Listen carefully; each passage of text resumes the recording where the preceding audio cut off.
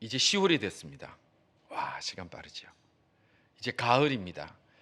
그래서 10월이 되고 가을이 되면 여러분들 이제 많은 일들을 하는 변화가 있는데, 그중 일단 옷장에 있는 여름 옷들을 이제 슬슬 정리합니다. 그래서 정리해 놓고 이제 가을 옷들을 올려놓고 또 이제 겨울을 준비하는 옷들을 바꿔놔합니다. 시간이 바뀌고 시절이 바뀌면 우리들도 변화되어야 되는 것들이 있습니다. 개학을 한 학생들은 이제 방학 때 있던 그 습관들을 바꿔야 됩니다. 그래서 이제 학생답게 준비해야 됩니다. 이제 결혼을 한 부부는 처녀총각 때의 삶의 패턴과 달라져야 됩니다. 이제는 부부로서 합당한 삶을 살아야 됩니다. 우리는 어떤 상황이나 어떤 과정 가운데 변화가 일어나면 그 변화에 맞게 바꾸어야만 우리가 바른 길을 걸어갈 수 있게 되는 겁니다. 만약에 가을인데 한여름 옷 계속 입고 다니면 좀 이상해 보이지요. 또 한여름인데도 겨울 옷 입고 있는 사람들은 여러분들 길에서 보시잖아요. 누구예요? 노숙자들이 그러죠. 그러니까 시즌에 안 맞는 옷을 입고 다니죠. 학생인데 해가 중천에 뜰까지 누워 있으면 그 학생 소망 없지요. 부부인데도 결혼했는데도 예전에 사귀던 이성 친구 계속 연락하며 만나러 다니면 그거 심각해지는 거예요. 우리의 삶이 변화가 되고 우리의 환경이 변화가 되면 우리의 내면과 우리의 생각도 반드시 변화가 따라와야 됩니다. 우리는 그리스도인들입니다. 우리는 그리스도인들입니다. 세상과 다른 존재입니다. 예전에 예수님을 알지 못했을 때는 세상과 가장 잘 어울리고 그 세상에서 가장 뛰어나는 존재가 가장 그 사람이 존재 가치를 드러내는 거지만, 우리가 예수님을 알고 그리고 예수님을 믿고 그리고 그 영적 세계를 우리가 발견했다면 우리는 이전과 다른 삶의 길을 걸어가야 됩니다. 그런데 만약에 내가 예수님을 믿었다고 하면서 내가 그리스도인이라고 하면서 예전에 예수님을 알기 전에, 내가 예수님을 믿기 전에, 그리고 내가 은혜를 알기 전에 그때의 삶의 방식을 그대로 가지고 살아간다는 것은 내가 정말로 바른 그리스도인으로, 거듭난 그리스도인으로 살아간다고 말하기 어렵다는 겁니다. 우리는 예수님을 믿었으면 달라져야 됩니다. 우리는 예수를 믿었으면 반드시 무엇이 달라졌는지 세상 앞에 설명할 수 있어야 되고 보여줄 수 있어야 됩니다. 제가 예전에 어떤 청년이 우리 교회에 나오기 시작했습니다. 좀 지나고 나서 그 어머니가 찾아왔어요. 그러면서 저에게 그렇게 얘기를 하대요. 내가 너무 궁금했다는 거예요. 왜냐하면 우리 아이가 예전에는 이렇고 이랬는데 교회를 나가고 나서 이거 뭐 아침부터 벌떡벌떡 일어나고 뭐 교회 갔다 오면서 인상도 달라지고 집에서 하는 게 달라져서 도대체 어떤 교회인지 궁금해서 와봤다는 거예요. 얼마나 감사한지 몰라요. 얼마나 감사한지 몰라요. 예수를 믿었다면 누구보다도 그 가까이 있는 가족들, 내 부모, 내 형제, 내 친구들이 너 바뀌어졌다, 달라졌다라는 걸 발견해야만 그 사람이 정말 그리스도인으로 다르게 살아가는 변화된 거듭난 그리스도인의 변화를 가졌다고 볼 수 있는 겁니다. 오늘 본문을 보면 예수님을 알게는 되었지만 여전히 세상과 똑같이 살아가고 세상 사람들의 방식대로 살아가고 세상의 사람들의 그 형태로 살아가고 있는, 변화되지 않는, 내면의 변화가 없는 에베소 교회 성도들을 향해서 이 사도 바울이 권면하며 성령께서 주시는 마음으로 가르치고 있는 말씀이 오늘 본문의 말씀입니다. 여러분들, 성경에 나오는 교회들이 많이 있죠. 에베소 교회는 어떤 교회냐면 사도 바울이 가서 개척을 하고 그 목회를 하는데 3년이라는 시간을 직접 목회를 한 교회입니다. 사도 바울은 계속해서 선교 여행을 떠났기 때문에 한 곳에서 3년을 머물렀다는 것은 굉장히 길게 머무른 거예요. 3년 동안 머무르고, 여러분들 잘 아시죠? 두란노 서원이 에베소에 있습니다. 그래서 에베소에 있는 그 두란노 서원에 가서 날마다 말씀을 가르치고 날마다 성경 공부하고 가르쳤습니다. 그리고 또 사도행전에 보면 이 에베소에서 귀신을 쫓아내고 놀라운 이적들을 베푸는 일들이 많이 있었습니다. 그리고 또 얼마나 이 에베소에 애정이 있었냐면 이 사도 바울이 에베소를 떠나서 다른 곳으로 가고 나서 그 교회 목회자로 누구를 보냈냐면 영적 아들이라고 하는 사랑하는 디모데를 거기에 보냈어요. 자기 아들처럼 여기는 사람. 그러니까 이 에베소라는 교회에 대한 소중함이 사도 바울에게 굉장히 컸던 교회입니다. 그만큼 애정을 가지고 교회를 목회하고 또 살펴봤는데 그곳에서 들리는 얘기가, 그렇게 어렵게 교인이 되고 교회를 이루어 나가는 그 교인들이 여전히 여전히 세상 사람들과 살아가는 그 방식과 세상 사람들이 살아가는 그 의식과 그 형태로 그대로 머물러 있다는 얘기를 듣고 너무너무 가슴 아파한 겁니다. 그래서 그들에게 안타깝게 전하는 말씀이 오늘 17절 말씀입니다. 17절을 이렇게 말씀합니다. 그러므로 내가 이것을 말하며 주 안에서 증언하노니 이제부터 너희는 이방인의 그 마음에 허망한 것으로 행함같이 행하지 말라. 그래서 행하지 말라. 너 옛날하고 너무 똑같이 있는 거 아니니? 너무 똑같이 있는 거 아니니? 그렇게 행하지 말라는 겁니다. 우리는 예수님께서 십자가에 피 흘려 죽으심으로 우리의 죄를 사하여 주시고 우리 입을 통하여 예수님을 나의 구주로 고백하게 하시고 이 땅에 죽어도 천국 백성 되는 그 믿음을 주신, 믿음을 얻은 하나님의 사람인 것을 믿습니다. 믿으시면 아멘 하시길 바랍니다. 여러분들 세상에 다 인식해도요, 아멘 인식하면 안 돼. 할렐루야 인식하시면 안 돼. 아멘 인식하시면 안 돼. 너무 감동적인 거잖아요. 너무 감동적인 거잖아요. 그러면 예수님 때문에 우리가 죽어도 두려움이 없고, 예수님 때문에 세상이 살아가는 방식이 달라가고, 예수님 때문에 우리가 바라보는 모든 가치관이 달라졌다면 우리가 그 삶 가운데 우리 삶에도 변화가 있어야 되는데, 내가 말로는 입으로는 예수 믿습니다, 내가 변화됐습니다, 또 때로는 시간이 직분을 받습니다 하면서 삶이 변화가 하나도 안 된다면 그 사람이 정말로 거듭난 그리스도를 얘기할 수 있을까라는 겁니다. 우리가 지금 아멘이라고 고백하면 내가 예수 믿는 사람이라고 산다고 하면, 여러분들 우리가 어떤 변화가 있습니까? 예전과 뭐가 달라졌죠? 여러분들 한번 생각해 보십시오. 예전에 내가 예수님을 잘 모를 때, 그리고 교회를 다니지 않을 때와 지금이 뭐가 달라졌습니까? 무슨 변화가 있습니까? 그걸 누구에게 얘기할 수 있습니까? 나는 예전에 이랬는데 지금은 그렇지 않아, 예전에는 이랬는데 지금은 이렇게 되었어 라고 말할 수 있는 것이 우리에게 있습니까? 우리는 이것을 지금 점검하고 가지 않으면 안 되는 심각한 시대를 살아가고 있다는 겁니다. 왜냐하면 이제는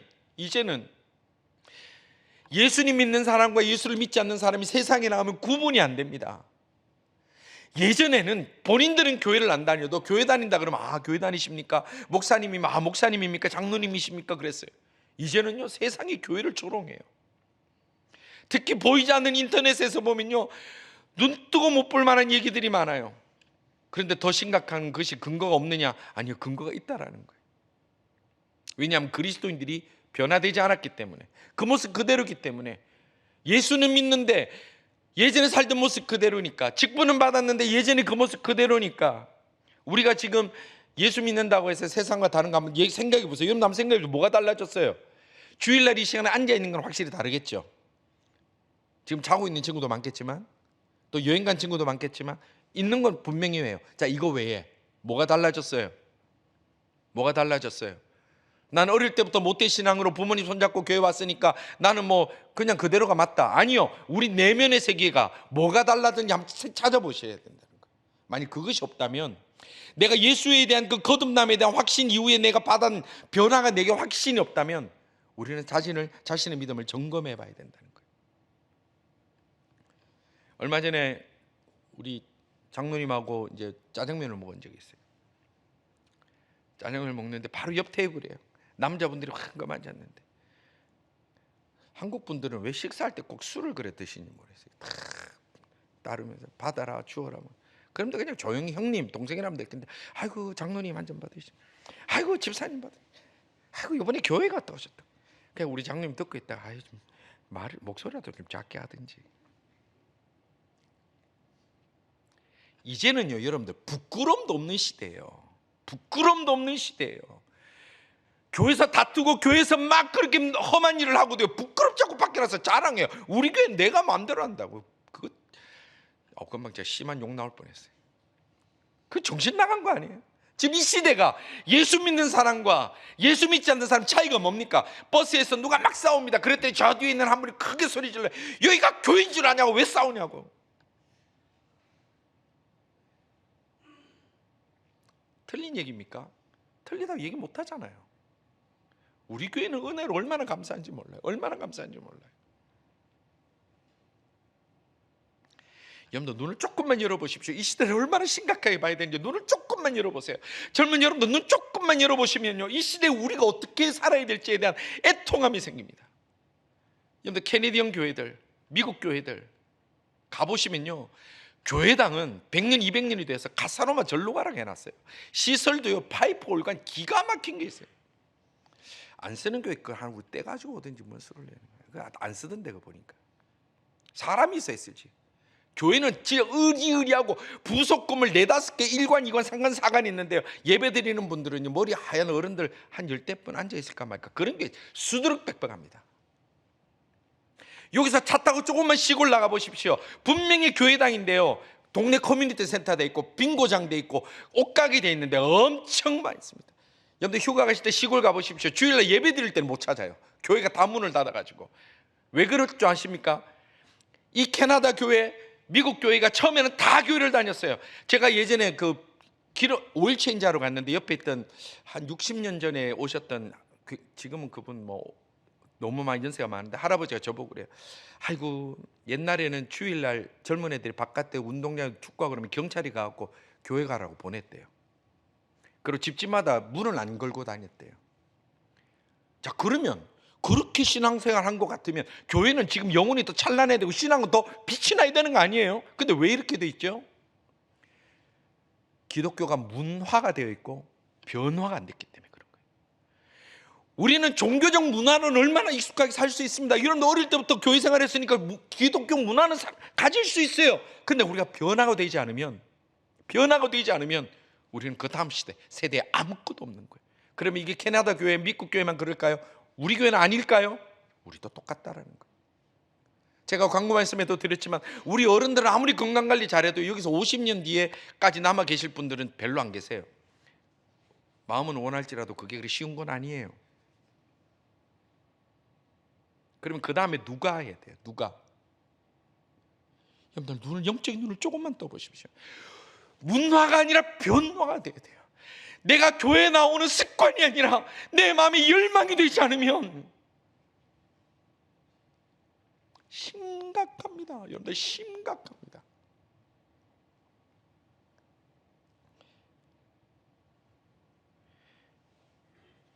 신앙은 삶의 액세서리가 아닙니다. 취미생활이 아닙니다. 내 영혼에 관한 문제입니다. 내 영혼에 관한 문제입니다. 그래서 거듭난 그리스도인이라면 신앙은 생명이 되어야 됩니다. 예배는 생명을 다하여 사수할 사명이 되어야 됩니다. 그리고 믿음의 대를 이어가는 것을 유산을 얼마나 남겨줄까, 그거보다 더 중요한 문제가 되어야 됩니다.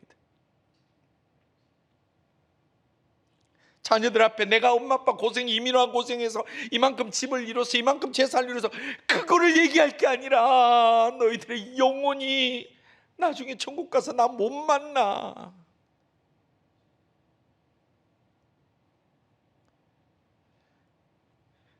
사랑하는 성도 여러분, 위로하고 잘했다 칭찬하고 괜찮다 얘기하는 교회는 이 땅에 많습니다. 그런 성도도 많습니다.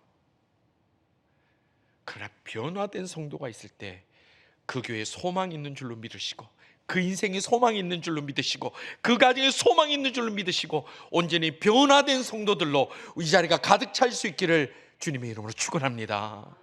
그때 소망이 있는 거예요. 사람 많이 모아서 채우는 거요, 돈 들여서 이벤트 하면 충분히 채웁니다. 그거 어렵지 않습니다. 그러나 변화되지 않는 사람 100만 명 있으면 뭐합니까? 변화된 사람이 하나님의 교회를 세우고 하나님의 기뻐하심을 이루어가는 거예요. 그러면 그리스도인들이 교인에서 어떻게 그리스도인으로 변화될 수 있습니까? 첫째는 오늘 말씀 보니까 영적 무지함에서 벗어나야 된다고 그랬어요. 18절입니다. 그들의 총명이 어두워지고 그들 가운데 무지함과 그들의 마음이 굳어짐으로 말미암아 하나님의 생명에서 떠나 있도다. 영적 무지하면요, 영적으로 무지하면, 하나님 말씀을 모르고 은혜를 체험하지 못하면 변화되지 않는다고 그랬어요. 영적 무지함을 깨야 되는 거예요.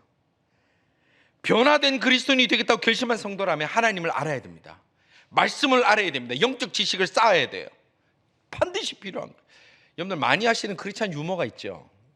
어떤 목사님이 주일학교 가서 이제 설교를 했는데 여리고성은 누가 무너뜨렸죠? 그랬더니 애들 대답을 안 하는 거예요. 그래서 목사님 그 중에 제일 똘똘해 보이는 애 하나, 똘똘해 보이잖아요. 다 물어본 거예요.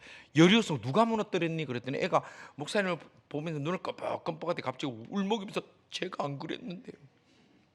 그 너무 어이가 없어가지고 이제 그 교사에게 물었어요. 아니 내가 여리고성 누가 무너뜨렸냐니까 제가 안 그랬다는데 선생님 어떻게 된 겁니까? 그랬더니 그 주일학교 선생님 하는 말이 심각하게 목사님 그 아이는요 제가 잘 아는데 거짓말 아이가 아닙니다. 걔 말 맞을 겁니다. 그 너무 기가 차고 이제 당해갖고 교육부 장로님에게 얘기했어요. 장로님 제가 이런 얘기를 들었는데 이게 참 큰일입니다. 그랬더니 장로님이 아주 비장하게 얘기하는 거예요. 목사님 걱정하지 마십시오. 제가 철저히 조사해서 그걸 누가 했는지 밝혀내겠습니다. 이거 우스갯소리지만 여러분 잘 아는 우스갯소리지만 이게 지금 50보 100보예요. 우리 현실과 우리가 하나님의 말씀에 대해서 무지하면 우리가 변화될 수 없습니다. 우리가 그래서 계속 기도회를 강조하고 주보에 왜 계속 기도회를 얘기하고 계속 성경부를 얘기를 하고 왜 자꾸 신앙 강좌를 하고 왜 자꾸 부부학교를 합니까? 배우지 않으면 변화가 안 되기 때문에 그래요. 알지 못하면 변화가 안 되기 때문에 그래요. 그래서 계속해서 변화라는 거예요. 사도 바울은 형제가 될 디모데에게 디모데후서 3장 14절 15절에 이렇게 말씀합니다. 그러나 너는 배우고 확신한 일에 구하라. 너는 내가 누구에게서 배운 것을 알며 또 어려서부터 성경을 알았나니 성경은 능히 너로 하여금 그리스도 예수 안에 있는 믿음으로 말미암아 구원에 이르는 지혜가 있게 하느니라. 구원에 이르는 지혜가 어디 있다고? 배우라는 거예요. 배우라는 거예요. 교회에 몸만 나와 있다고 내 부모가 목사고 장로고 내가 3대 4대 믿음이라고 내가 자동으로 하나님 앞에 구원에 이르는 게 아니라는 거예요. 이거 얼마나 무섭고 중요한 얘기인 줄 아십니까? 왜 이 시대 우리가 하나님 말씀에 대해서 무감합니까? 왜 성경을 읽는 데에서 무감각합니까? 왜 배움을 무감각합니까? 변화에 대한 기대가 없기 때문에, 나 변할 의지가 없기 때문에 그런 거예요.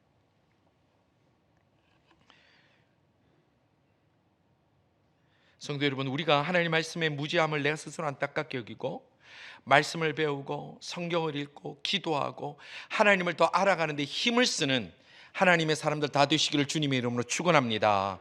세상의 지식도 모르면 부끄러운데 하나님에 대해서 모른다는 것은 우리가 남에게 부끄러움을 줄 수는 없지만 스스로 가슴을 치는 일이어야 되는 거예요.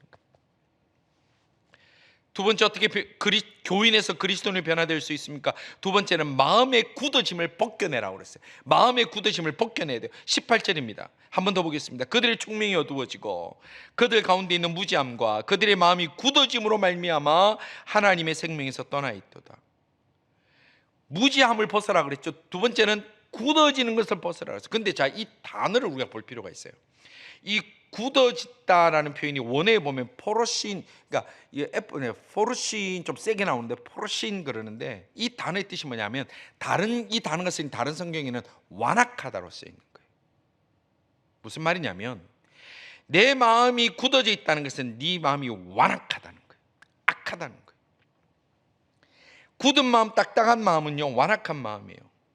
이미 자기가 정해놓은 답, 이미 자기가 세워놓은 그 기준에 딱 해놓고 아무리 성경이 뭐라고 하든 설교의 목사가 뭐라고 얘기를 하든 아무리 뭐 얘기를 해도 조금 더 귀를 닫지 않고 자기 고집대로 의도적으로 거부하는 것을 완악하다고 하는 거예요. 여러분들 이거 무서운 겁니다. 오늘 우리가 이제 오후에서 신앙 강조할 때 성령을 회방하는 제 핵심이 바로 이거예요. 모르면 괜찮아요. 아주 교회를 다닌 적도 없고 들은 적이 없는데 그냥 알면서도 나는 그렇게 하지 않겠어. 여러분들 교회에서 젊은이들 그런 사람 많습니다. 성령이 있는데 나 알지만 나 이거 안 해요. 이건 안 해요. 이거는 싫어요. 그게 성령을 회방하는 죄예요. 무서운 사심을 얻지 못하는 죄라고 그랬어요. 예수 믿는 것은 간단한 문제가 아닙니다, 여러분들. 저도 우리에게 쉽게 간단하게 할 수 있습니다. 그러나 그러면 사람은 있을지 모르지만 우리에게 생명이 없어지기 때문에 그렇습니다.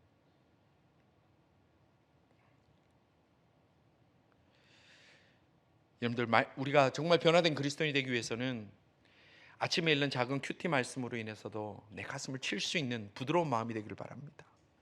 설교 말씀을 들으면서 때로는 불편할지라도 그 말씀대로 변화되고자 하는 내 마음의 소원이 있기를 바랍니다. 그리고 무릎 꿇어 기도하는 중에 하나님께서 내게 주시는 감동이 있으면 그 감동에 내가 귀를 기울이고 스스로 변화되고자 하는 아주 소프트한 마음, 아주 부드러운 마음, 부드러운 그리스도인들 다 될 수 있기를 주님의 이름으로 축원합니다. 부드러워요. 세 번째, 교인이 아니라 그리스도인을 바뀌기 위해서는 무엇이 중요하냐면 옛 습관을 버려야 돼. 옛 습관을 버려야 돼. 예수 믿기 전에 가지고 있던 습관, 예수 믿기 전에 내가 좋아했던 거, 그거 버려야지 되는 거예요. 예전에 예수 믿기 전에 술집에서 떠들고 노는 거 좋아하는데 예수 믿고 나서도, 교회 직분 받고 나서도, 세례 받고 나서도, 내가 하나님을 알고 나서도 똑같이 살아간다면 그것은 뭔가 심각한 문제가 있는 거예요. 예수 믿기 전과 예수 믿고 예수 믿는 후가 변화가 없다는 것은, 이거는 정말로 우리가 심각하게 받아들이지 않으면 안 되는 문제라는 거예요. 방학 때처럼 개학했는데도 똑같이 12시까지 자고 그냥 하고 싶은 대로 다 하고 새벽까지 다 뭐 TV 보고 SNS 하고 있으면 그 학생이 미래는 없잖아요. 결혼했는데 계속해서 다른 이성 관심 있고 연락하고 다니고, 그거 심각하고 그거는 정말 비참한 거잖아요. 예수를 믿었는데 여전히 세상 술집에서 사람 만나는 거 좋아하고, 술집에서 파티하는 거 좋아하고, 음담패설 하는 거 좋아하고, 예전 살던 방식 그대로 살아야 된다면 그 사람이 어떻게 그리스도인으로 변화되어 갈 수 있다고, 그럴 가능성이 있다고 얘기를 하겠느냐는 거예요.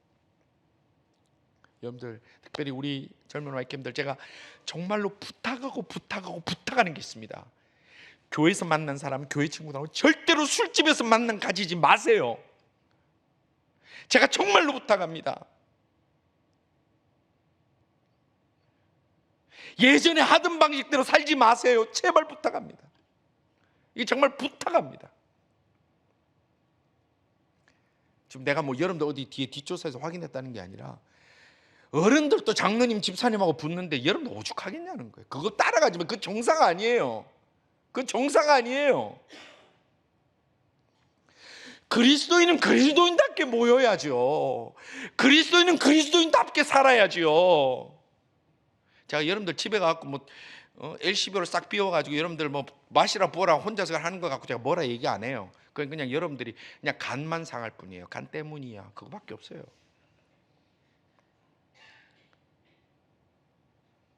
근데 왜 교회에서, 여러분들 상식적으로 생각해 보세요.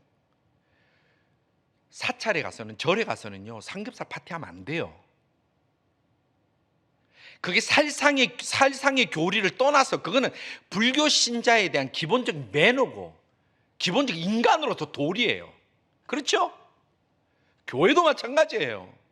이게 술이 죄냐 담배가 죄냐 그런 논리 문제가 아니라, 기독교 인류와 건덕을 향하여 덕을 세우기 위해서, 그건 사람이 기본된 도리요, 예의요, 매너예요. 그게 무너지면 여러분들이 집사님이 되고 권사님이 되고 장로님이 돼가지고도 여전히 앉아서 부어라 마시라, 이제 지하에서 안 한다고 보장해 누가 합니까 그거?